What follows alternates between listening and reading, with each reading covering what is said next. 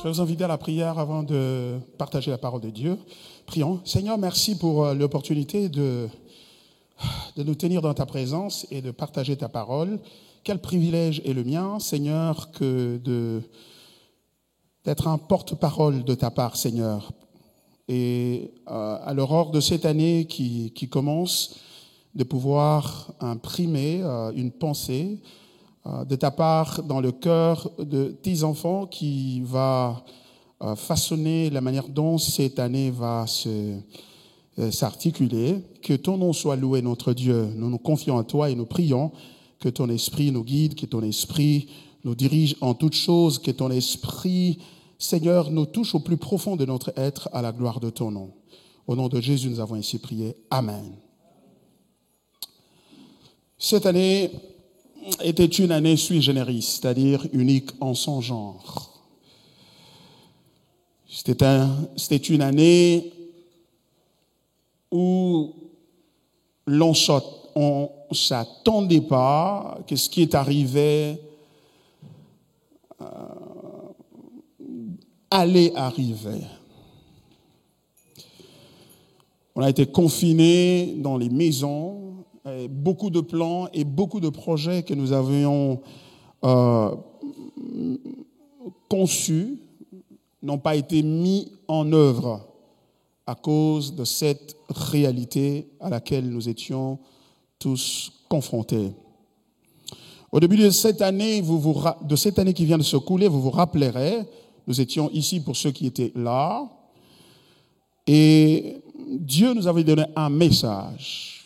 Et ce message était « Garde ton cœur plus que toute autre chose. Garde ton cœur. » Et le virus est venu inonder nos cœurs de peur, d'anxiété, de stress. Et nous avons tout de suite compris pourquoi Dieu avait ainsi demandé que nous gardions nos cœurs.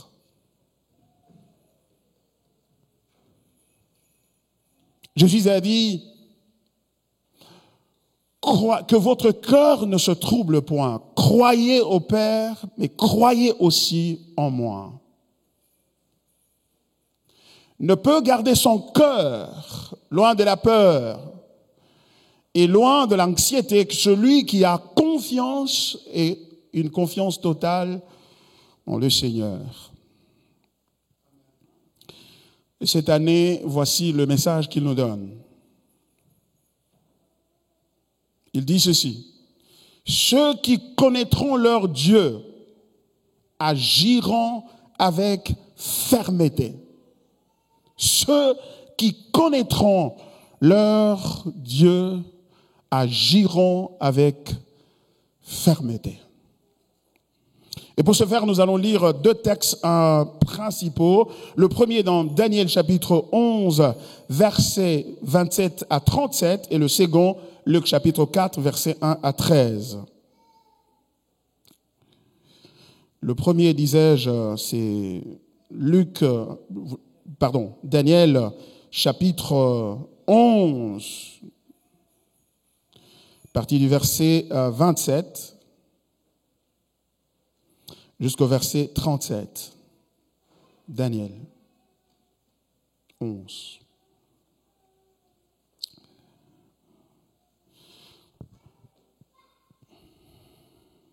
Les deux rois chercheront en leur cœur à faire le mal, et à la même table ils parleront avec fausseté. Mais cela ne réussira pas, car la fin n'arrivera qu'au temps marqué. Il retournera dans son pays avec de grandes richesses et il sera dans son cœur hostile à l'Alliance sainte. Il agira contre elle, puis retournera dans son pays. À une époque fixée, il marchera de nouveau contre le Midi, mais cette dernière fois, les choses ne se passeront pas comme précédemment. Verset 30. Des navires de Kittim s'avanceront contre lui. Découragé, il rebroussera. Puis, furieux contre l'Alliance sainte, il ne restera pas inactif. À son retour, il portera ce regard sur ceux qui auront abandonné l'Alliance sainte. Des troupes se présenteront sur son ordre. Elles profaneront le sanctuaire, la forteresse. Elles feront cesser le sacrifice perpétuel et dresseront l'abomination du dévastateur. Il séduira par des flatteries les traîtres de l'alliance.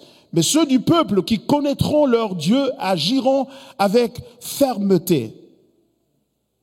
Et les plus sages parmi eux donneront instruction à la multitude. Il en est qui succomberont pour un temps à l'épée et à la flamme, à la captivité et au pillage. Dans le temps où ils succomberont, ils seront un peu secourus et plusieurs se joindront à eux par hypocrisie. Quelques-uns des hommes sages succomberont afin qu'ils soient épurés, purifiés et blanchis jusqu'au temps de la fin, car elle n'arrivera qu'au temps marqué. Le roi fera ce qu'il voudra, il se lèvera, il se glorifiera au-dessus de tous les dieux et il dira des choses incroyables contre le Dieu de Dieu. Il prospérera jusqu'à ce que la colère soit consommée, car ce qui est arrêté s'accomplira. Il n'aura égard ni au Dieu de ses pères, ni à la divinité qui fait les délices des femmes. Il n'aura égard à aucun Dieu, car il se glorifiera au-dessus de tous. Ça, c'est le premier texte. Nous allons au second texte qui se trouve dans le Nouveau Testament, et ce, dans le livre de Luc, au chapitre 4. Nous allons lire les 13 premiers versets de ce chapitre. Je disais donc Luc, chapitre 4, à partir du verset 1er. Jésus, rempli du Saint-Esprit, revint du Jourdain, et il fut conduit par l'Esprit dans le désert, où il fut tenté par le diable pendant 40 jours. Il ne mangea rien durant ce jour-là, et après qu'ils furent écoulés, il eut faim. Le diable lui dit, « Si tu es le Fils de Dieu, ordonne à cette pierre qu'elle devienne du pain. » Jésus lui répondit, « Il est écrit, l'homme ne vivra pas de pain seulement. » Le diable l'ayant élevé, lui montra en un instant tous les royaumes de la terre, et lui dit, « Je te donnerai toute cette puissance et la gloire de ce royaume, car elle m'a été donnée, et je la donne à qui je veux. Si donc tu te prosternes devant moi, elle sera toute à toi. » Jésus lui répondit, « Il est écrit, tu adoreras le Seigneur ton Dieu, et tu le serviras lui seul. » Le diable le conduisit encore à Jérusalem, le plaça sur le haut du temple et lui dit, « Si tu es fils de Dieu, jette-toi d'ici en bas, car il est écrit, il donnera des ordres à ses anges à ton sujet, afin qu'ils te gardent. Et ils te porteront sur les mains, de peur que ton pied ne heurte contre une pierre. » Jésus lui répondit, « Il est dit, tu ne tenteras point le Seigneur ton Dieu. » Après l'avoir tenté de toutes ses manières, le diable s'éloigna de lui jusqu'à un moment favorable. C'est la parole du Seigneur. Ceux qui connaîtront leur Dieu agiront avec fermeté. Je voudrais ce soir, par la grâce du Seigneur, vous parler du fond de mon cœur et laisser l'Esprit de Dieu nous toucher par la parole. Le premier texte que nous avons lu dans le livre de Daniel, ces deux textes sont très importants, je voudrais les combiner ici pour pouvoir communiquer la pensée que le Seigneur a déposée dans notre cœur. Daniel, dans ce premier texte, est en train de nous parler d'une série de visions que l'ange de Dieu lui avait apportées. Et ces visions, dans le contexte, quand vous commencez à lire à partir du verset 1er, vous allez vous rendre compte que l'ange est en train de lui parler d'une succession de royaumes qui devaient venir après le règne du roi Darius. Le royaume de 4 rois conquérants de Perse. Il apprend que 3 rois de Perse vont succéder au roi Darius de Mède, suivi par un 4e roi puissant qui va utiliser sa richesse pour mener une guerre contre la Grèce. Ensuite, l'ange lui décrit le futur règne de plusieurs rois par ceux perses, grecs, égyptiens et syriens. Enfin, l'ange conclut par prédire le règne de l'Antichrist. Et cette fois-ci, remarquez que dans le 26 premiers chapitres, il est en train de parler de rois qui vont venir durant l'Empire perse. Et comment ils vont se succéder l'un après l'autre, quel serait le focus de leur action, et même les détails de comment ils vont gérer et comment ils vont régner pendant cette période-là, et comment les nations, Grèce, Égypte et Syrie, vont se faire la guerre l'une contre l'autre, ces nations. Et dans cette sorte de succession, ou dans cette sorte de récit de rois, de la succession de rois durant le temps de l'Empire perse, l'ange va insérer une prédiction qui va, elle, s'appliquer plus loin dans le temps. Après plus d'un millier d'années, il lui décrit donc le règne de l'Antichrist, qui viendrait longtemps après Daniel, longtemps après l'Empire perse, longtemps après l'Empire romain, grec et romain, et longtemps après la venue de Jésus-Christ sur la terre, longtemps après le commencement de l'Église sur la terre. L'ange lui décrit ces choses-là par voie prophétique. Je disais donc que Daniel reçoit la révélation de quelque chose qui va arriver longtemps après son temps, longtemps après la venue de Jésus, longtemps après le commencement de l'Église. Et il s'agit donc de l'Antichrist, cette autorité globale, cette autorité d'un gouvernement mondial qui va prendre le contrôle de la terre, régner et se faire obéir par tous, contrôler la politique internationale, l'économie internationale, l'économie mondiale et contrôler même la culture. Et même plus loin, il va jusqu'à se mêler à la religion. Et donc jusqu'à aller dans le temple de Dieu et profaner le temple. Et la Bible dit que Jésus, dans Matthieu chapitre 24, parlant des événements de la fin de temps, il mentionne l'Antichrist. Il parle de l'abomination dont a parlé le prophète Daniel dans Matthieu chapitre 24, verset 15.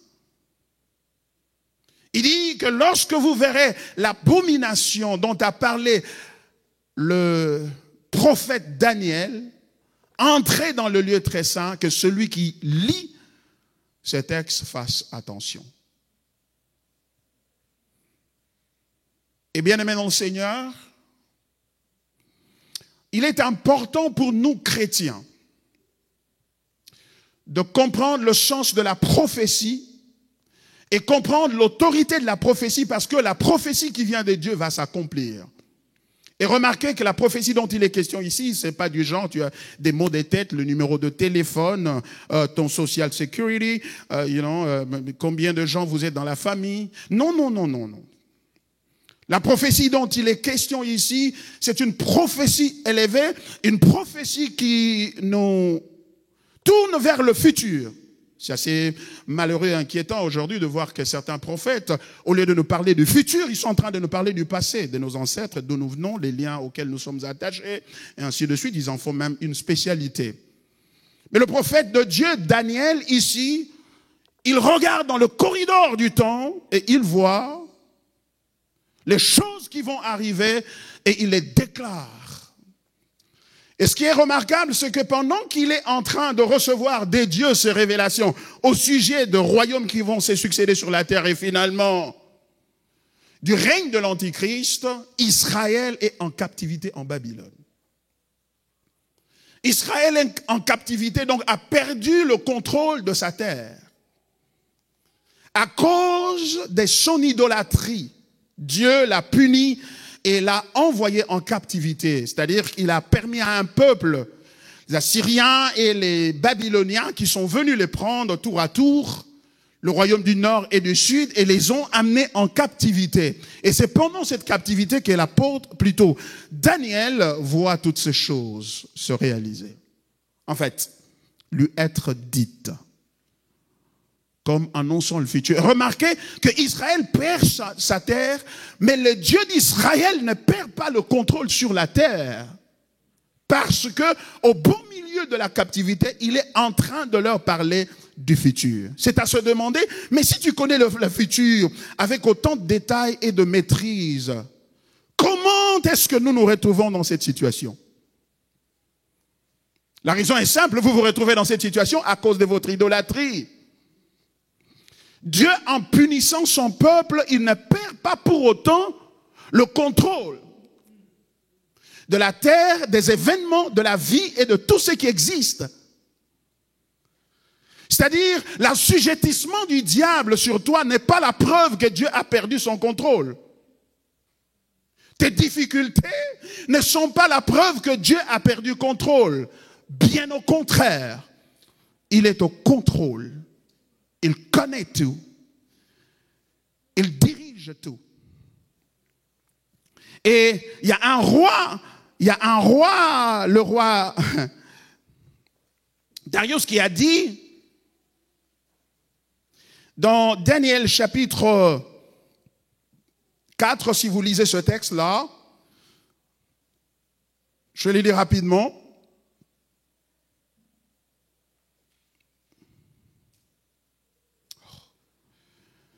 Daniel disait, chapitre 4, à partir du verset 34. Il dit, après le temps marqué, moi, Nabuchodonosor, je levai les yeux vers le ciel et la raison me revint. Je bénis le Très-Haut, j'ai loué et glorifié celui qui vit éternellement, celui dont la domination est une domination éternelle et dont le règne subsiste de génération en génération. Tous les habitants de la terre ne sont à ses yeux que néant. Il agit comme il lui plaît avec l'armée de cieux et avec les habitants de la terre. Et il n'y a personne qui résiste à sa main et qui lui dit, que fais-tu? Nabuchodonosor, un roi païen non juif, après cette épreuve par laquelle Dieu l'a fait passer pour l'humilier, alors que l'orgueil l'avait propulsé à penser et à déclarer qu'il était suprême, Dieu l'a humilié pendant des années et lorsqu'il est revenu à lui-même, voilà la déclaration qu'il fait. Qu'il reconnaît que Dieu est suprême et souverain donc au-dessus de toutes choses. Bien-aimé mon Seigneur, lorsque Dieu fait des prophéties au sujet du futur, il n'est pas en train de lire le futur. Il est en train d'ordonner le futur. Il n'est pas en train de dire, je vois les choses, comment les choses vont se combiner et vont se passer. Non, il est en train de dire, voilà comment je suis en train d'ordonner les choses. C'est-à-dire que c'est par lui que ces choses arrivent. La Bible dit, dans Lamentation chapitre 3, la Bible dit, qui dira qu'une chose arrive si ce n'est l'Éternel? N'est-ce pas de l'Éternel que viennent les maux et les biens? Donc l'Éternel, en donnant la prophétie, en parlant à Daniel de choses qui allaient se succéder, enfin, des rois qui allaient se succéder, et finalement ce roi, cet antichrist, en parlant d'eux, il n'était pas en train de lire le futur, il était en train d'ordonner, d'organiser le futur. La peur a envahi la plupart d'entre nous lorsque ce virus du corona a commencé à affecté les nations et a été déclarée une pandémie. Plusieurs avaient peur. Il a fallu beaucoup d'exhortations et de prières pour que cette peur-là puisse nous quitter. Pourquoi? À cause des fatalités qui étaient enregistrées à la suite de la pandémie. Et à l'heure qu'il est, la pandémie est encore là avec nous. C'est la raison pour laquelle nous nous distançons, nous portons les masques, nous faisons tout ce que nous devons faire pour nous protéger contre la maladie, parce que la maladie est réelle, mes amis. Elle est réelle et n'est pas une blague.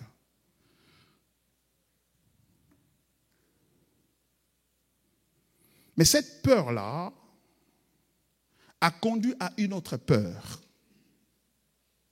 La peur du virus a conduit à une autre peur dans les milieux des enfants de Dieu. C'est la peur de la fin du monde. C'est la peur de la fin de temps. Et plusieurs, du coup, dans les rangs des enfants de Dieu, commencent à se demander, est-ce que la fin est arrivée? Est-ce que ce que la Bible a dit n'a pas commencé à se réaliser?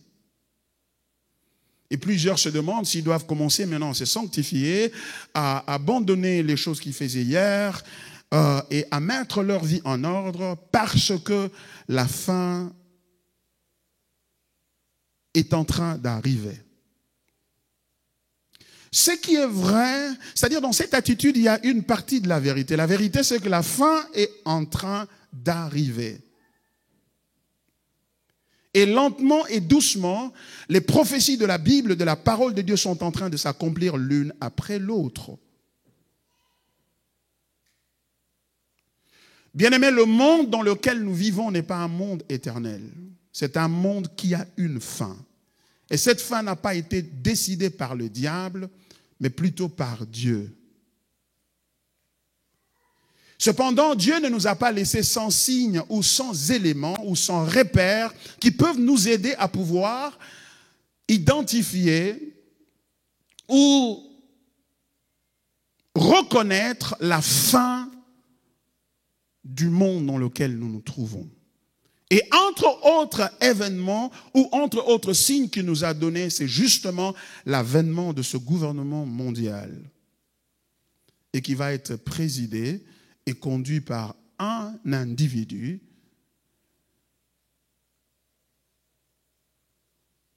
que la Bible appelle l'Antichrist. Et nous nous dirigeons petit à petit et certainement vers cette réalité-là.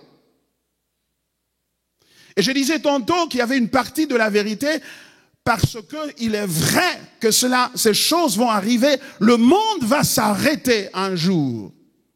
C'était comme du temps de Noé, lorsque ce dernier disait aux gens, à ses congénères, à ses contemporains, Dieu va faire tomber la pluie, le monde va être submergé par les eaux, et venez, bâtissons cet arc et entrons dans l'arc pour nous protéger, car cela va arriver. Des gens qui certainement philosophaient ou étaient trop intelligents pour réaliser, pour articuler un contre-argument disant « Mais non, mais cela ne va pas arriver, cela ne va pas arriver, cela ne va pas arriver. » Jusqu'au jour où, finalement, il a commencé à pleuvoir et ça ne s'arrêtait pas. Et la parole de Dieu s'accomplit. Ça amène la peur, ça crée et provoque la peur. Mais l'autre partie de la réalité ou de cette attitude,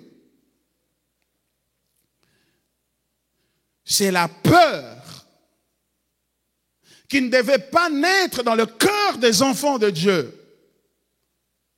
Et c'est pourquoi Daniel est en train de dire, la prophétie de Daniel est en train de dire, ceux qui connaîtront leur Dieu en ce jour-là, ils agiront avec fermeté. Ceux qui connaîtront leur Dieu, ce n'est pas ceux qui connaîtront certaines choses au sujet de Dieu, car il est une différence entre connaître les choses au sujet de Dieu et connaître Dieu lui-même. C'est deux choses différentes. Il est possible de connaître certains faits et réalités au sujet de pasteur Baron et ne jamais connaître le pasteur Baron. Tu peux connaître à qui je suis marié, tu peux connaître le nombre d'enfants que j'ai, tu peux connaître d'où je viens, quelles sont mes origines, tu peux connaître beaucoup de choses à remplir tout un livre et ne jamais me connaître. Car moi, je ne suis pas le produit de faits ou d'informations sur moi. Il en est ainsi de Dieu. On peut connaître des choses sur Dieu, on peut connaître les passages bibliques, on peut connaître ce que Jésus est, ce qu'il a fait, comment il a marché, qu'il est allé à la croix, il est mort, il est ressuscité. On connaît beaucoup de choses sur Jésus et ne jamais connaître Jésus. C'est pourquoi il a dit, dans le dernier jour, il y en a plusieurs qui viendront en disant, Seigneur, n'avons-nous pas prophétisé par ton nom? N'avons-nous pas guéri les malades par ton nom? N'avons-nous pas chassé des démons par ton nom? Et je leur dirai, poursuit Jésus, retirez-vous de moi, car je ne vous ai jamais connu. Ceux qui connaîtront leur Dieu agiront avec fermeté. Pourquoi? Parce que l'Antichrist s'appelle Antichrist. Ça veut dire opposé à Christ. Ça veut dire opposé à la personne de Christ. Non pas opposé au miracle, non pas opposé aux prophéties, non pas opposé à la Bible, mais opposé à lui, la personne. Parce qu'il peut citer la Bible, il connaît la Bible, il a tenté Jésus avec la Bible.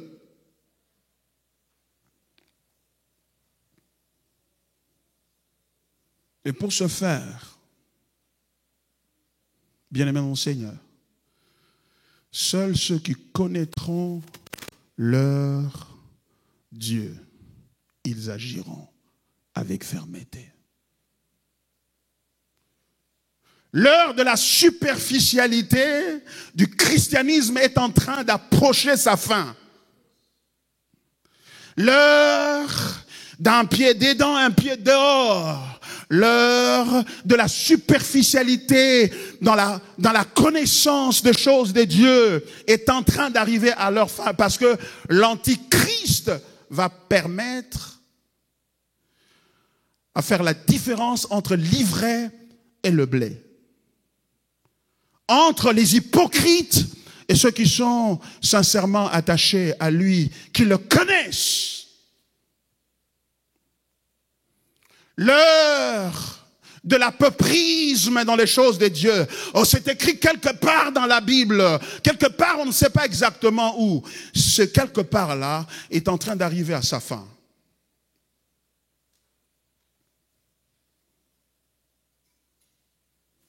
Pourquoi? Parce que l'Antichrist, la brutalité qu'il va amener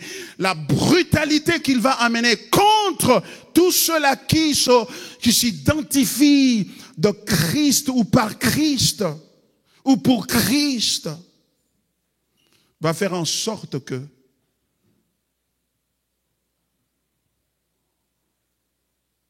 il n'y aura plus d'opportunité pour se voiler la face et se cacher. Ce n'est pas étonnant qu'on a commencé à porter les masques, on est en train de cacher petit à petit son visage.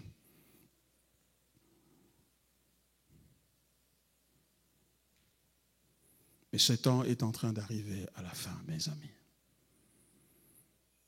C'est l'heure de la révélation des fils de Dieu, l'heure de la révélation des enfants de Dieu. La religion de la séduction est en train d'arriver à sa fin.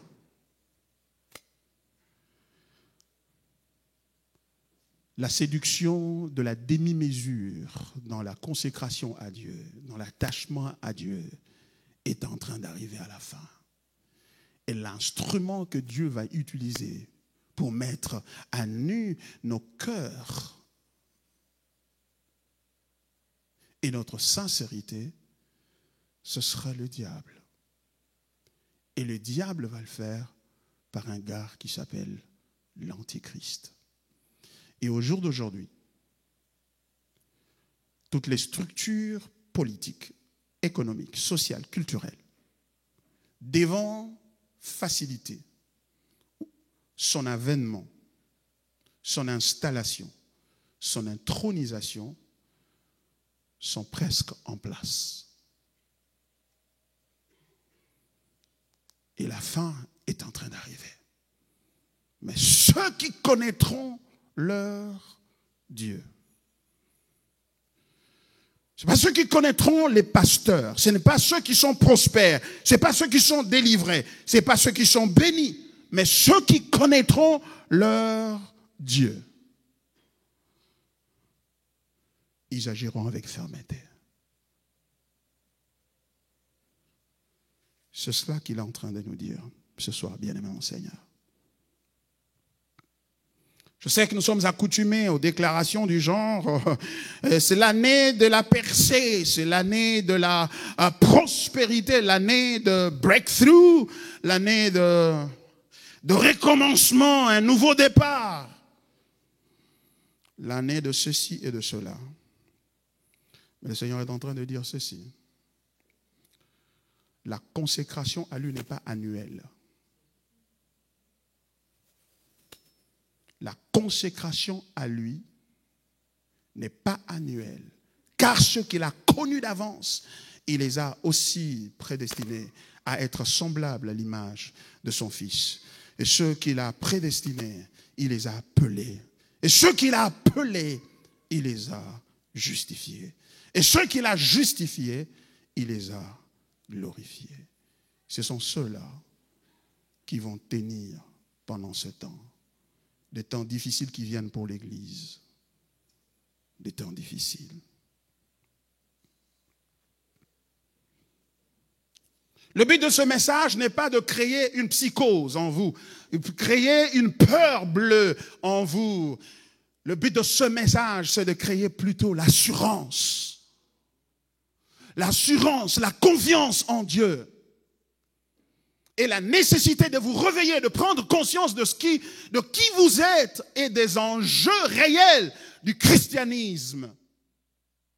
Le christianisme, c'est la religion la plus dangereuse au monde. Pourquoi? Parce que c'est la seule qui va mettre le bâton dans le roue de la machine tortionnaire de l'Antichrist. C'est la seule qui va lui opposer un veto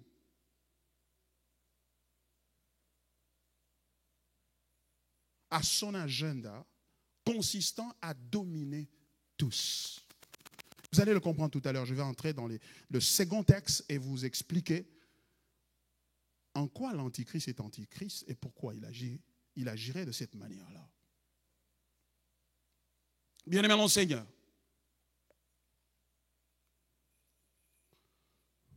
les enjeux du christianisme sont des enjeux plus élevés qu'une affaire de manger et de boire. C'est pourquoi la Bible dit, le royaume de Dieu ne consiste pas au manger et au boire. Mais c'est la joie et la justice par le Saint-Esprit.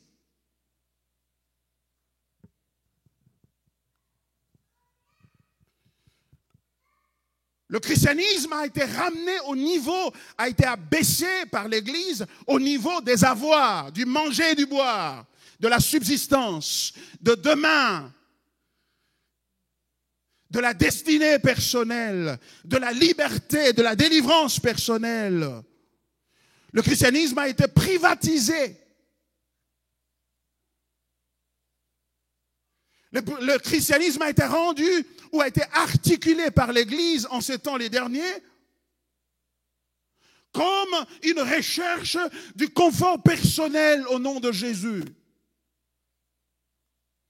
Mais les enjeux du christianisme, vous allez le voir bien aimé mon Seigneur, ce sont des enjeux plus élevés.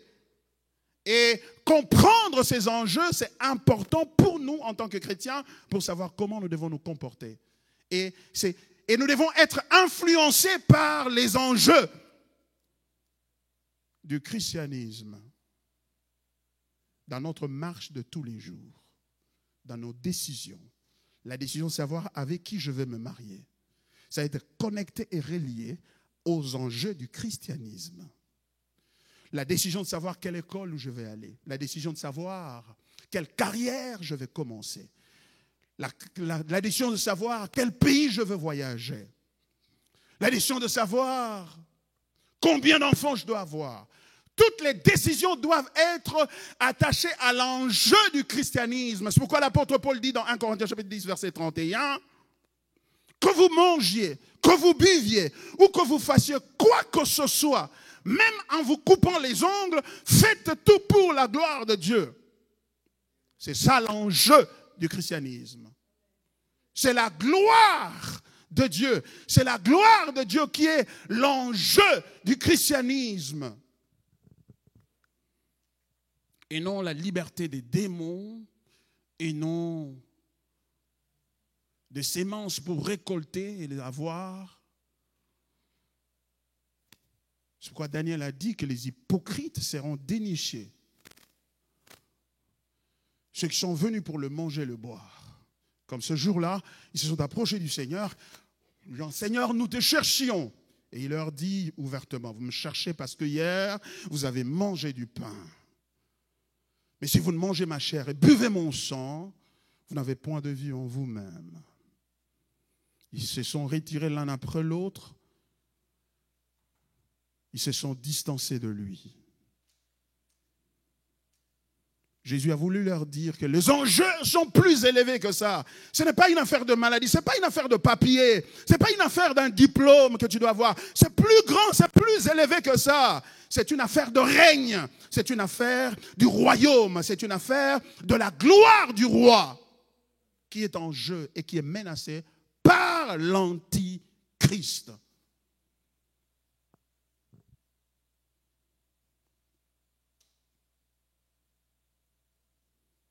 C'est ce que David en son temps avait compris. Il arrive sur scène où il est venu, il a été envoyé par son père pour aider ses frères et il trouve qu'il y avait une crise. Il dit, qu'est-ce qui est en train de se passer? On dit, non, ce gars-là, Goliath, il est le représentant des Philistins. Et il y a un défi selon lequel nous devons aussi sortir de nos rangs, quelqu'un aussi fort ou même plus fort que lui pour l'affronter. Et si notre représentant le tue, et c'est nous qui gagnons, et eux deviennent nos esclaves. Et l'inverse allait être aussi vrai.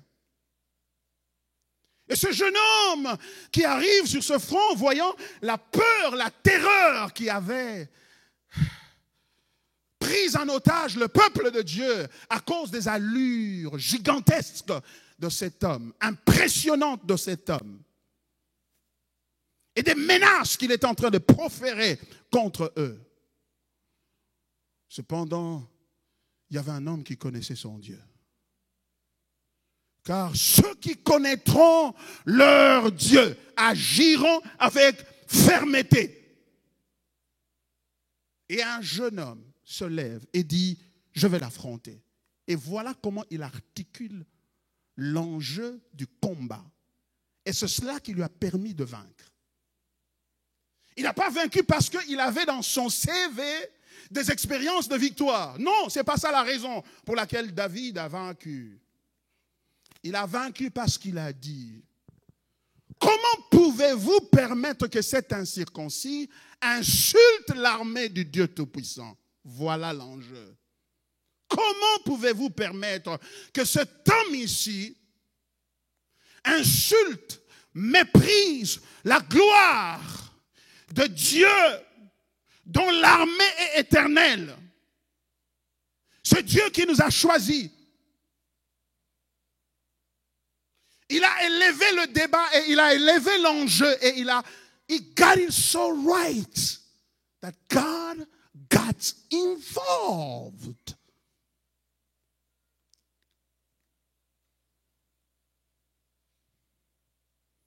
Le problème dans ta vie, dans ma vie, c'est que nous avons des enjeux trop bas qui n'ont rien à voir avec la gloire de Dieu, qui est l'enjeu contre lequel l'ennemi est en train de se battre et de préparer toutes ses forces parce qu'il le sait que pour faire face à cet enjeu, il lui faut un gouvernement mondial. Il faut réunir tous les hommes derrière lui. Il faut réunir toutes les ressources économiques. Il faut tous les pouvoirs spirituels. Il faut tout réunir pour faire face à ce Christ. Il n'y a que nous qui nous réveillons le matin. Nous n'avons rien à voir avec ça. Nous avons des prophètes privés. Nous avons des pasteurs privés qui nous aident et qui nous renforcent dans notre quête du moi et dans notre recherche d'intérêt personnel qui n'a rien à voir avec le royaume, alors qu'il est écrit noir sur blanc. Cherchez premièrement le royaume de Dieu et sa justice, et le reste vous sera donné par-dessus. Nous sommes en présence des enjeux plus élevés. Et ces enjeux, ce sont les enjeux de confrontation de royaumes. Il y a deux royaumes qui se confrontent. Le royaume de ténèbres et le royaume de lumière du Fils de son amour. Et le target, la cible du royaume des ténèbres, ce n'est pas ta santé, ce n'est pas ton manger et ton boire, ce n'est pas ton futur, ce n'est pas ton mariage, c'est le Christ.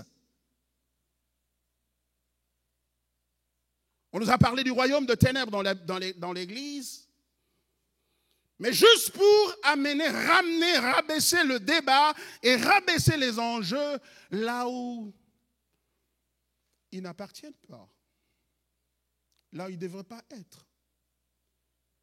Le diable peut te donner la santé et te la garantir. Il peut te donner de l'argent, il peut te donner des enfants, il peut te donner tout ce que tu cherches, le diplôme, le succès. Tu n'as pas besoin de cette étape pour entrer dans ta destinée. Il peut te précipiter dans cette destinée rapidement et t'aider à la saisir. Si destinée veut dire pour toi être heureux, se marier, être béni, avoir des enfants, avoir les papiers, avoir ceci, payer, acheter une maison, acheter une belle voiture, faire toutes ces choses-là, bâtir une grande réputation. Si cela c'est la destinée, il a de l'expérience en cette matière. Comment précipiter les gens dans ces choses?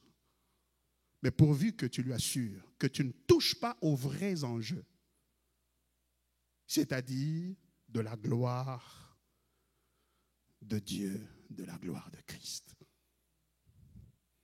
Il est prêt. Il n'a que faire de tes prières. Les prières ne dérangent pas le diable. C'est pour cela, même quand bien même Jésus avait prié pendant 40 jours et jeûné, cela ne l'a pas empêché de venir vers Jésus. Et pour le tenter. Il n'a pas peur des prières. Il n'a pas peur de jeûne, il n'a pas peur de la théologie, il n'a pas peur de la connaissance livresque que nous avons des Écritures. Il n'a pas peur de cela.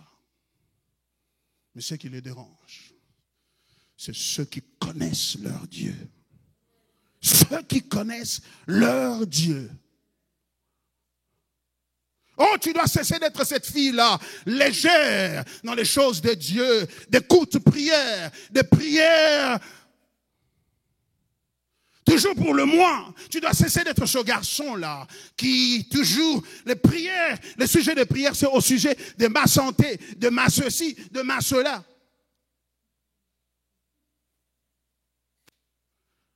En d'autres termes, je suis en train de te dire, et le Seigneur est en train de te dire, élève le débat, élève les enjeux. Parce que lorsque David a dit ça, il a dit, pourquoi vous laissez cet incirconcis en train d'insulter les dieux tout-puissants? Donnez-moi, je vais l'affronter. Et pour persuader les gens, il dit, écoutez, je gardais les troupeaux de mon père, l'ours, le lion étaient venus, je les ai chassés, j'ai arraché la brebis de la gueule du lion. Il voulait juste, il le disait pour eux, pour qu'ils le laissent. Il n'avait pas besoin de ces expériences-là, mais il avait besoin de garder son regard sur la gloire de Dieu, qui était le vrai enjeu. En d'autres termes, si les Philistins nous assujettissent aujourd'hui par la victoire de cet homme, ça veut dire que tout ce que Dieu avait dit à nos pères et nos arrière-pères au sujet de nous serait faux et Dieu serait donc un menteur. Et donc ce gars ici va rendre Dieu menteur. Laissez-moi l'affronter.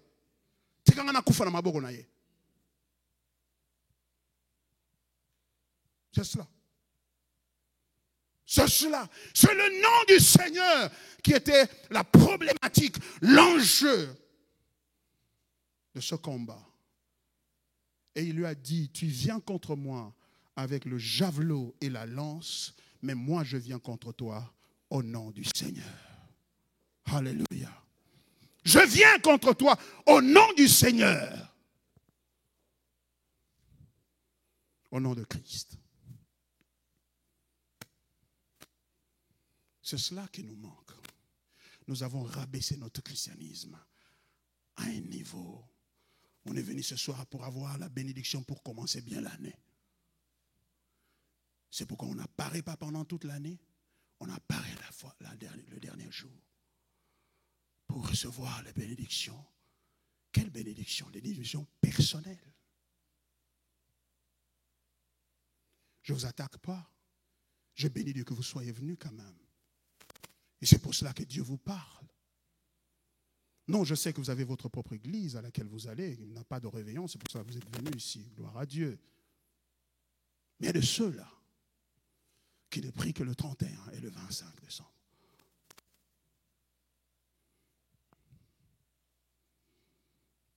Alors, pour mieux comprendre, bien-aimé mon Seigneur, l'Antichrist. Rappelons-nous d'abord que Daniel le voit, lui, c'est-à-dire au travers de la prophétie qui lui a été donnée, il le voit dans ses caractéristiques suivantes de l'Antichrist. La première caractéristique, c'est la méchanceté de son cœur. Quand vous lisez les versets 36 et 39, vous voyez cela. Il blasphème même contre Dieu et il s'élève et s'érige en Dieu lui-même. Deuxièmement, il fait la guerre à toutes les nations et les contrôle et les assujettit. 3. Il a une colère viscérale contre tous ceux-là qui adorent Yahweh. Et il tient à les contraindre de l'adorer lui.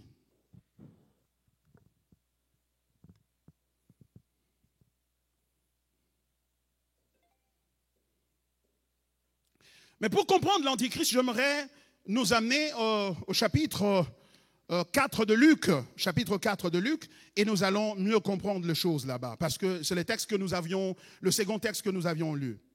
Le texte biblique dit ceci: l'Esprit de Dieu conduisit Jésus dans le désert pour être tenté. En d'autres termes, c'est Dieu qui exposa Jésus à la tentation. Ce n'était pas le diable. Il n'a pas sorti de son carcan, il n'a pas sorti de sa cachette pour dire « sors ici, on va se battre ». Non, c'est Dieu qui l'amène. Écoutez, les événements qui arrivent et l'Antichrist qui vient, c'est Dieu qui l'amène sur scène. C'est Dieu qui nous expose à lui.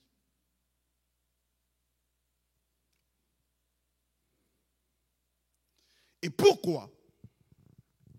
Parce que, pour ces raisons, l'enjeu de la confrontation de royaume, c'est la gloire de Dieu, comme je l'ai dit tantôt. C'est-à-dire qu'il y a un enjeu, il y a un défi. La gloire de Dieu a toujours fait l'objet de la convoitise du diable.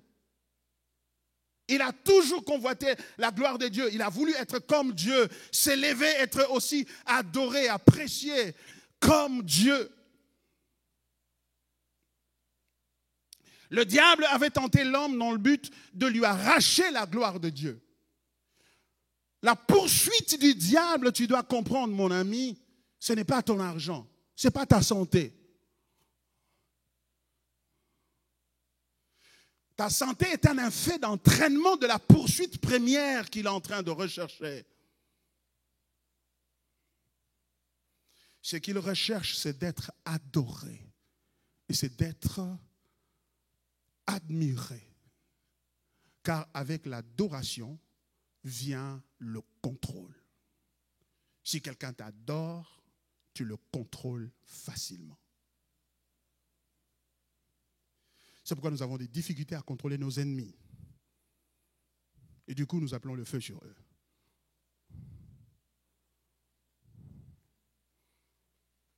Mais quelqu'un qui t'admire, tu peux le contrôler et peut contrôler ce qu'il a de précieux. Donc l'enjeu de la confrontation du royaume, on peut le dire, c'est l'adoration qui conduit au contrôle. Le diable avait tenté l'homme dans le but de lui arracher la gloire de Dieu et a ainsi bloqué le rayonnement de la gloire de Dieu par l'homme sur terre, car Dieu l'avait créé à son image et à sa ressemblance. À la ressemblance de Dieu, il était créé. Quand il est tombé du ciel, il est venu sur la terre, qu'est-ce qui s'est passé? Il a perdu la gloire qu'il recherchait. Il voulait être comparable à Dieu. Dieu l'a précipité par un ange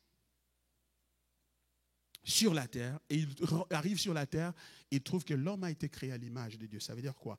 Que l'homme a été créé pour remplir la terre, et remplir la terre de l'image de Dieu. Et donc, quand on remplit la terre de l'image de Dieu, on remplit la terre de la gloire de Dieu, de la valeur, de telle sorte que tout le monde va adorer ce Dieu. Et quand nous l'adorons, il nous contrôle. Et nous nous laissons contrôler par lui. Pourquoi? Parce que nous connaissons qui il est. Il est amour, il est miséricordieux, il est juste, il est parfait. Son contrôle sur nous ne peut pas nous nuire. C'est pourquoi nous lui disons, règne sur nous, que ton règne vienne, règne sur nous. Cependant, lorsque l'homme avait chuté, avait commis le péché, la gloire de Dieu s'est retirée de lui. Vous savez, la Bible dit dans Romains chapitre 3, verset 23, « Car tous ont péché et sont privés de la gloire de Dieu. » Le péché a à voir avec la gloire de Dieu. Ce que nous perdons premièrement lorsque nous péchons, ce n'est pas notre santé, ce n'est pas notre confort, ce n'est pas le lit de la maison, de l'appartement où nous habitons. Nous perdons la gloire de Dieu, nous perdons Dieu. Et nous restons des religieux, des gens qui ont l'idée sur Dieu, mais qui n'ont plus Dieu avec eux. Mais ceux qui connaîtront leur Dieu agiront avec fermeté. C'est-à-dire ceux qui sont unis avec ce Dieu et qui vivent avec ce Dieu. Le connaissant, ils auront la victoire sur les sollicitations du diable. C'est pourquoi, en Adam ayant perdu la gloire de Dieu et étant corrompu par le péché, dépravé par le péché, Dieu décide de faire quelque chose de nouveau. Dieu dit, je vais créer un autre homme. Je vais recommencer avec l'humanité. Cette humanité est corrompue en Adam et je vais commencer une autre humanité. Et cette humanité, pour m'assurer qu'elle ne va pas fléchir, qu'elle ne va pas être séduite, encore comme ce fut l'autre fois, dans le jardin, cette fois-ci, je vais envoyer mon propre fils, celui qui est sorti de mon sein. Parce que remarquez, les anges que Dieu a créés, une partie d'eux se sont rebellés contre Dieu. Et les hommes que Dieu a créés à son image se sont rebellés contre Dieu. Dieu n'a plus d'option. Maintenant, il décide de prendre celui qui est sorti de son sein pour s'assurer que celui qui est sorti de son sein, qui est uni avec lui, ne peut jamais le trahir. Et c'est pour cela, pendant qu'il se faisait baptiser, pendant qu'il émergeait des eaux du baptême, Dieu a ouvert le ciel, il a dit, celui-ci est mon fils bien-aimé en qui je mis toute mon affection. C'est-à-dire, il ne va pas faire comme les anges, il ne va pas faire comme les hommes. Il sera fidèle. Car celui qui connaîtra son Dieu, il agira avec fermeté. En d'autres termes, Dieu a dit, je ne vais pas perdre 2 fois. Je ne peux pas perdre dans le jardin et je perds encore à Golgotha.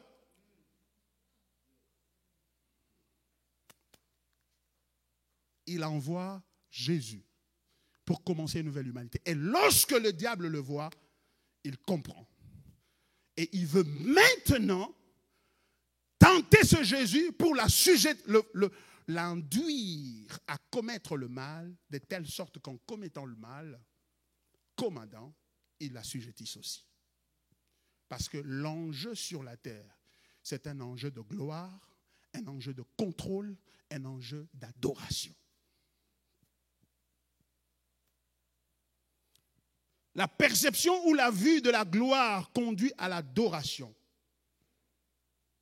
Je vais dire d'abord, en Jésus-Christ, Dieu avait recommencé une nouvelle humanité.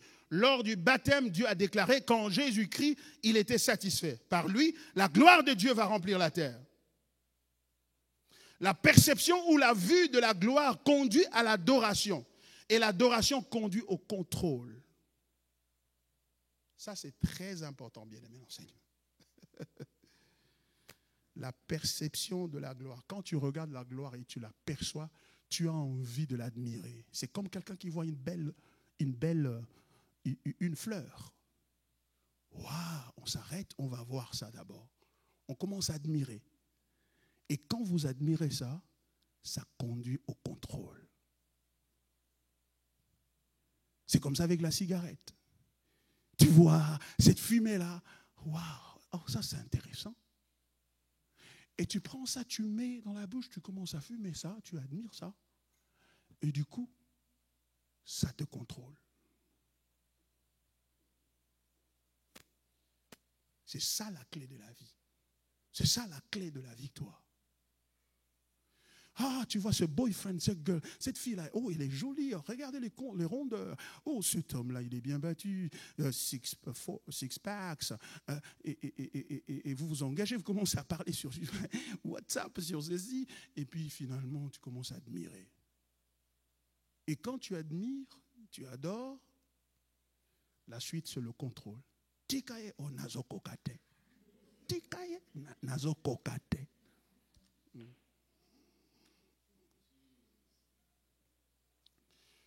Le diable est incapable de devenir un homme. Incapable de s'incarner. Écoutez ceci, ça c'est quelque chose que le Seigneur m'a montré pendant que je préparais ce sermon. Et je me suis dit, waouh. Regardez. Pourquoi le Satan s'oppose à Christ? Parce que Satan est un esprit. Pour contrôler la terre, il doit devenir un homme. Et Satan ne peut pas devenir un homme. Il ne peut pas devenir humain. Impossible. Mais Dieu, parce qu'il avait pris la précaution de nous créer à son image, à sa ressemblance, il peut devenir un homme. Quand l'homme a échoué, lui-même est devenu l'homme.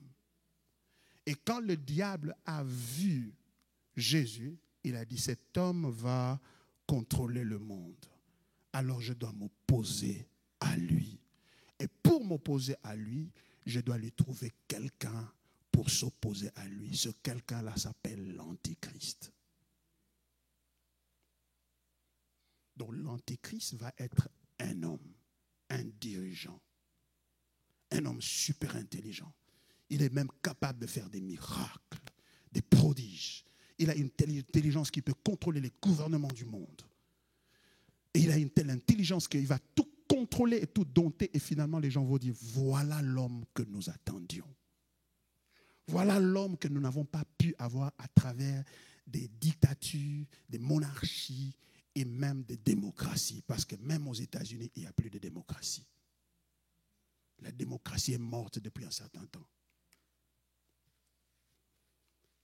Parce que la démocratie a été achetée par des financiers.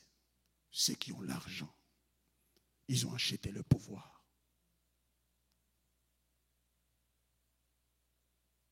Et lorsque cet homme-là va venir, Jésus va s'opposer.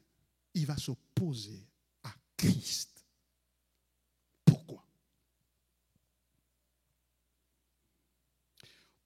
arriver à contrôler les hommes, le diable utilise 2 méthodes importantes. La première, d'abord, c'est la séduction. C'est la séduction. La deuxième, c'est la violence. La deuxième, c'est la violence. La première chose qu'il fait, il va te séduire, c'est-à-dire te mentir. Il va mentir pour te faire faire ce que tu ne peux faire, ce que tu ne pourras pas faire si tu connaissais la vérité. C'est-à-dire, il profite de ton ignorance de la vérité pour te faire faire quelque chose qui, lorsque tu l'as faite, cette chose-là, tu es coupable devant Dieu et par conséquent, tu es séparé de Dieu et maintenant, il peut te contrôler. C'est pourquoi ceux qui connaîtront leur Dieu agiront avec fermeté. C'est le temps de connaître ton Dieu et le connaître au travers de la parole. Cette année, tu dois aller plus loin dans la parole. Cette année, tu dois lire la Bible, la terminer. Tu as lu beaucoup de livres, de gros livres de chimie, de biologie, de mathématiques. Tu as lu de gros livres, mais tu es incapable de lire Matthieu chapitre 1 jusqu'au verset 28, au chapitre 28. Comment expliquer ça? Tu es incapable de lire le livre de Ruth qui n'a que 4 chapitres. Tu ne l'as jamais lu dans son intégralité. Mais ceux qui connaîtront leur Dieu, ceux qui soupireront après leur Dieu. Vous savez pourquoi vous ne soupirez pas après la parole de Dieu? Parce que vous n'avez pas encore vu la gloire de Dieu dans la parole. Car lorsqu'on voit la gloire, on s'y approche. On l'admire et on en devient esclave.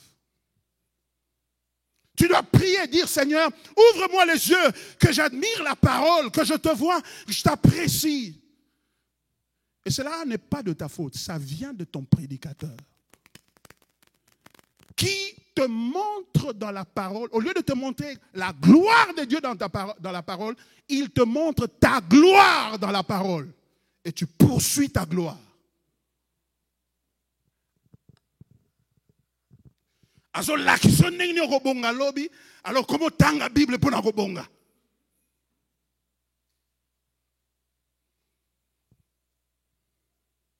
Tu ne lis plus la Bible pour chercher sa gloire. Tu lis la Bible pour chercher ta liberté.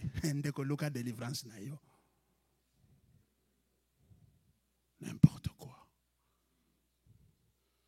Ceux qui connaîtront leur Dieu, ils connaîtront sa parole. Cette année, si tu dois lire. Cette année, tu dois pleurer.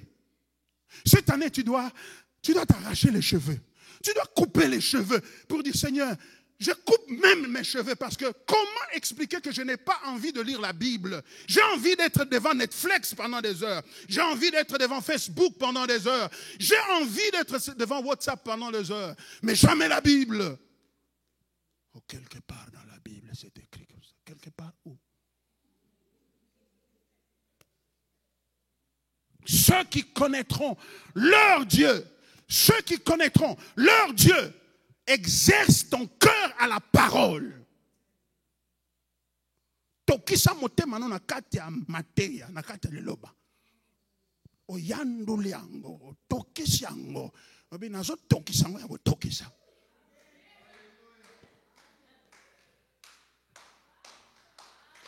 Olingi liloba te nazo memayo na liloba, lelo kendo yokango. Je te mène à la parole. Mais ça nango, oko sili sango. Parce que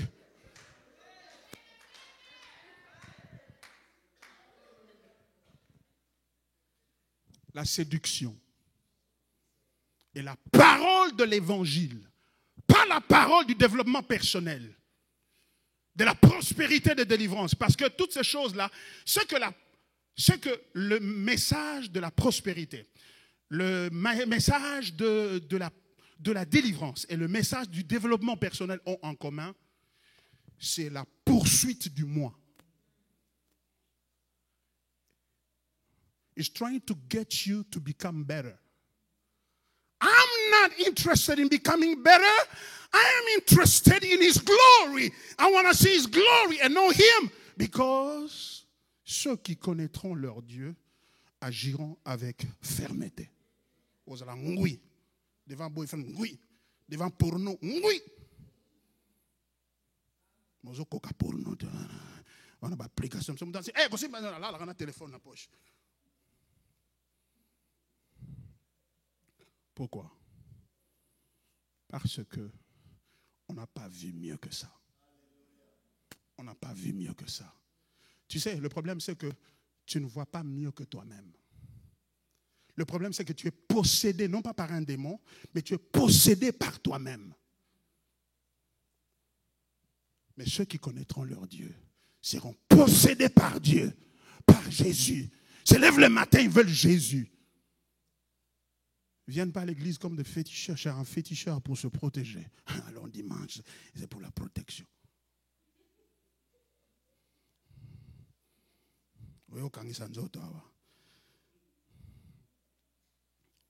Le diable va te séduire, il va te mentir, il va te gonfler d'orgueil pour te faire tomber en se présentant comme un pourvoyeur.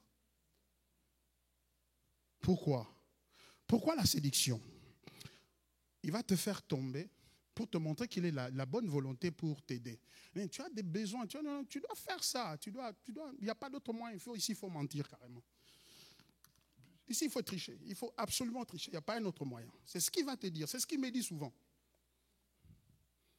Le diable, il me dit ça souvent.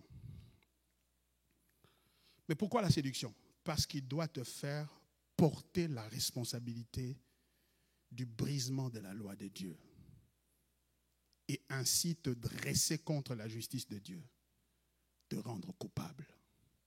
Pourquoi il ne peut pas carrément te prendre, t'embrigader, t'amener à tuer quelqu'un? Non. Il va te dire, voilà, il ne t'aime pas. Et il vient dans les songes, il te fait un songe là intéressant, dans une brousse, et c'est cette personne-là qui te pourchasse. Et tu te réveilles le matin, tu te dis, voilà, c'est confirmé. Dieu me l'a montré. Il ne m'aime pas. Parce que le diable veut que tu le tues toi-même. Il ne va pas le tuer à ta place. Il veut le tuer. Il veut que tu le tues toi-même. Pourquoi? Pour que tu emportes la responsabilité. Et quand tu emportes la responsabilité, tu deviens coupable devant Dieu. Et du coup, tu es séparé de celui qui est censé te protéger. C'est pourquoi il ment. C'est pourquoi il a menti à Adam et Ève. Il n'avait aucun pouvoir de prendre la main d'Ève et arracher le fruit de l'arbre. Il a dû leur mentir. Pourquoi? Pour leur faire porter le poids de leur culpabilité et ainsi les opposer avec Dieu. Et quand le diable n'arrive pas à faire ça, la deuxième arme que le diable utilise, c'est la peur. Par l'utilisation ou la menace de la violence. Nous allons voir ça. Je vais terminer là, dans l'expérience de Jésus. Quand il arrive, il vient tenter Jésus. Jésus avait faim et lui dit, si tu es fils de Dieu, transforme ce pain en... Plutôt ces pierres en pain. C'est ce qu'il lui dit. En d'autres termes, le premier niveau, le premier niveau de sa stratégie, c'est le niveau de la subsistance. C'est-à-dire le niveau de l'économie. Autant qu'il t'attaque personnellement sur le plan économique, il attaque le monde sur le plan économique. Et s'articuler ou se présenter devant les gens comme le pourvoyeur économique. La tentation consiste en quoi? Cette tentation de pierre en pain. La tentation consiste à prioriser la subsistance sur Dieu. La Bible dit, cherchez premièrement le royaume de Dieu et le reste vous sera donné par-dessus. Il va te dire, mais si tu ne mens pas, tu ne vas pas manger. Si tu ne triches pas, mais ça ne va pas marcher. Mais si tu ne fais pas ça, voilà ce qui va arriver. Tu n'auras pas de quoi payer les factures. Est-ce que tu réalises que tu es en Amérique? Ah, en fait, je suis en Amérique. Et deuxième tentation ou stratégie du diable, c'est la sécurité. il dit à Jésus, si tu es fils de Dieu, jette-toi d'ici. Il amène sur le temple, le toit du temple, il dit, jette-toi parce qu'il est écrit qu'il enverra ses anges pour te protéger. La deuxième chose où le diable nous a, c'est la sécurité. Notre sécurité.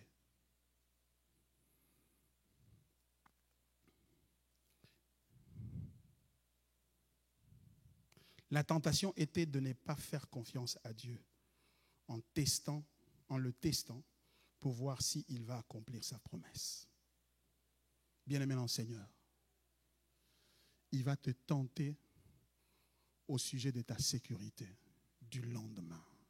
Mais si je ne fais pas ça, si je ne fais pas ce que le diable veut, mais est-ce qu'il y a un lendemain pour moi? Tu sais, ton lendemain est entre la main du Seigneur. Il va t'amener à te compromettre sur le plan sexuel, à vite te marier avec quelqu'un qui est disponible alors que tu sais pertinemment bien que ce n'est pas le profil que le Seigneur veut pour toi. Parce qu'il n'est pas chrétien, parce qu'elle n'est pas chrétienne. Et tu as dit, mais faute de grive, on mange des merles.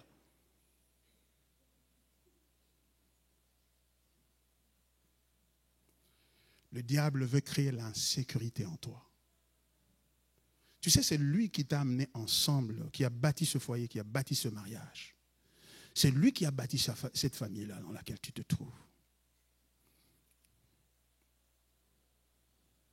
Il sait, fais-lui confiance. Ceux qui connaîtront leur Dieu agiront avec fermeté. Ils attendront. Attends. Zela, vingela. Attends.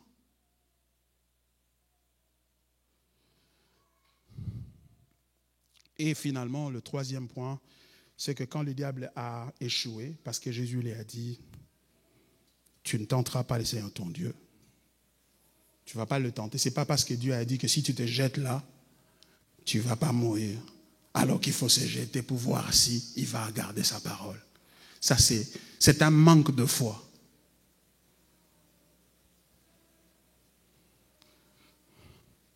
Tu ne vas pas dire, je vais aller faire le péché. Seigneur, arrête-moi en cours de chemin si ce n'est pas de toi. Non, tu ne fais pas ça. La dernière, c'est la fausse religion. Et finalement, le diable dit clairement, il lui dit ceci. Si tu t'agenouilles devant moi, tu vois, je vais te donner. These things are dying on me. Check. Oh, ok. Si tu t'agenouilles devant moi, je vais te donner tous ces royaumes.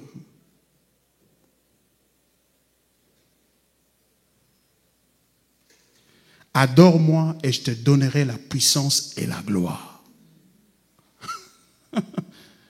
Ce qui est sous-entendu, c'est la falsification de l'image de Dieu et de son caractère. Dans cette tentation-là. Ce qui est sous-entendu, c'est-à-dire ce qui est en languille, qui est sous roche, c'est la falsification de l'image de Dieu et de son caractère. Pourquoi? Parce que lors du baptême, Jean-Baptiste l'avait identifié comme l'agneau de Dieu qui ôte le péché du monde. C'est-à-dire, donc, il devrait mourir pour les péchés. Et lui est en train de lui dire que je ne suis pas comme ton père qui t'a parlé là, qui dit que tu es son fils bien-aimé et en même temps il t'appelle l'agneau de Dieu. C'est-à-dire un abaréo. Comment réconcilier le fait qu'il t'aime et il veut que ton sang soit répandu?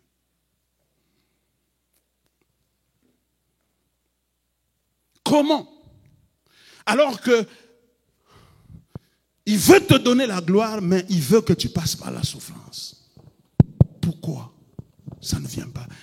Tu ne vois pas que c'est un gars qui a monté à ma baie. Est-ce qu'il faut pour que tu aies tout ça? Moi, je te demande seulement la génuflexion. Tu fais seulement ça. Fais-le. Tu vois, tu descends. Et puis tu remontes, c'est tout, je te donne tout le royaume.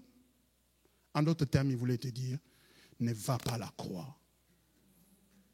Ne va pas à la croix. Cependant, à la croix, Jésus y allait pour obéir à son Père et faire la volonté de son Père et démontrer à la face de l'univers que de toutes les créatures que Dieu a amenées à l'existence, aucune d'elles n'a pu lui obéir parfaitement. Mais moi, je suis le Fils qui n'a pas été créé. Je suis sorti de son sein. Et pour lui, je l'aime tellement, je le connais tellement bien que pour lui, je suis prêt même à accepter la mort pourvu que ce qu'il veut s'accomplisse. Et donc Jésus a dit, non, je n'adorerai pas. Je ne t'adorerai pas. Et quand Jésus a dit non 3 fois à ces tentations, les diables, vous voyez, la première partie, ces 3 tentations, c'était la séduction. Il veut te séduire d'abord. S'il ne réussit pas à te séduire, c'est la brutalité maintenant. Il l'amène à la croix, il incite les leaders d'Israël, il incite les gens à le renier et à demander sa crucifixion. Bien-aimé, il y aura ces 2 choses-là.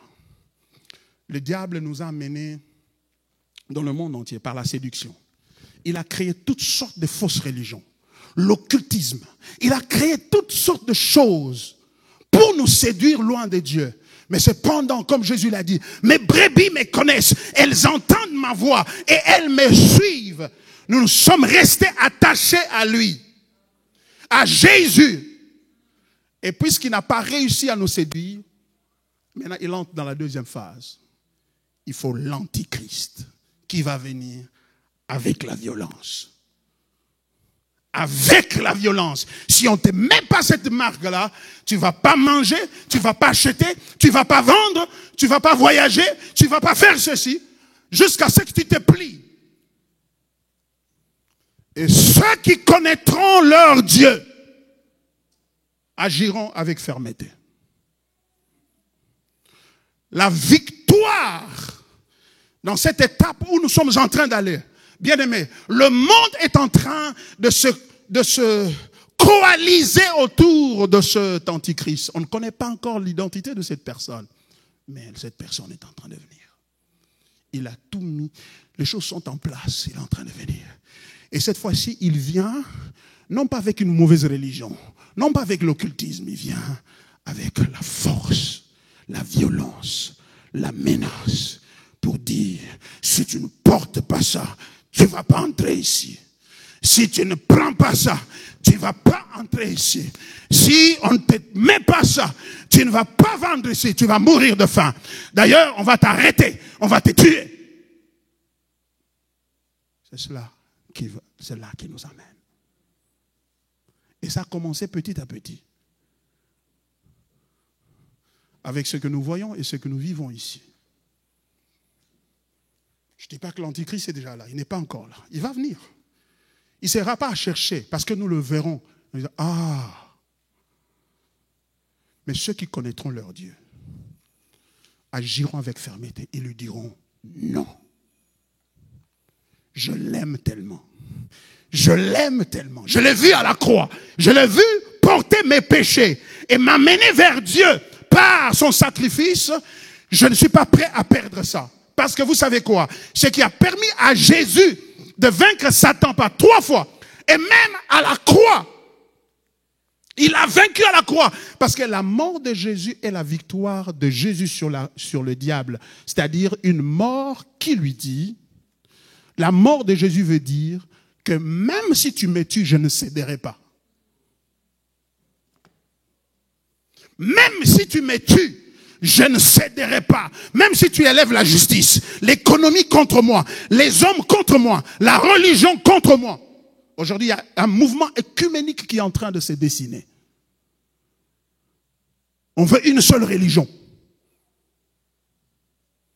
Les catholiques, les protestants, les musulmans, les bouddhistes, tous vont être ensemble.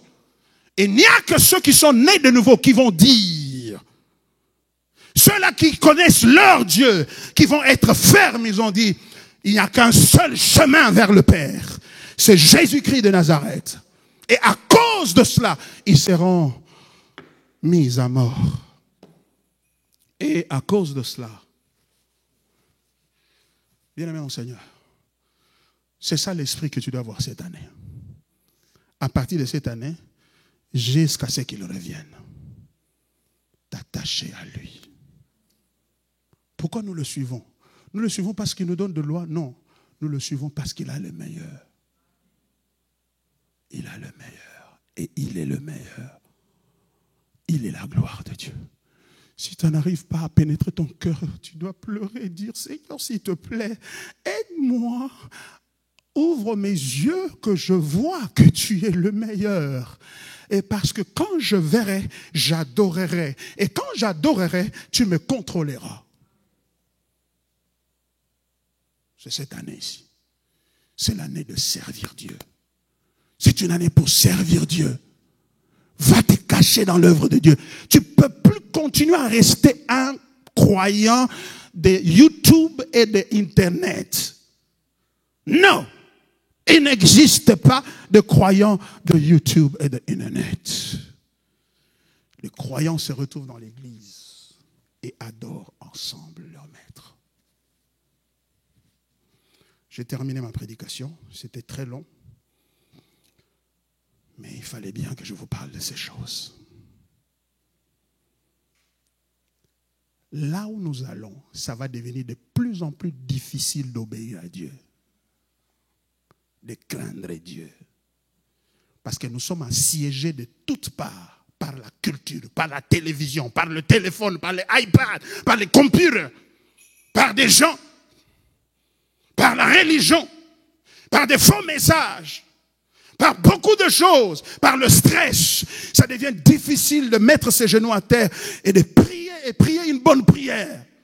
Quand tu es en train de prier, tu es déjà en train de penser, c'est à 7h30 que je dois arriver là-bas. Seigneur, merci pour ta bonté. Tu es parti.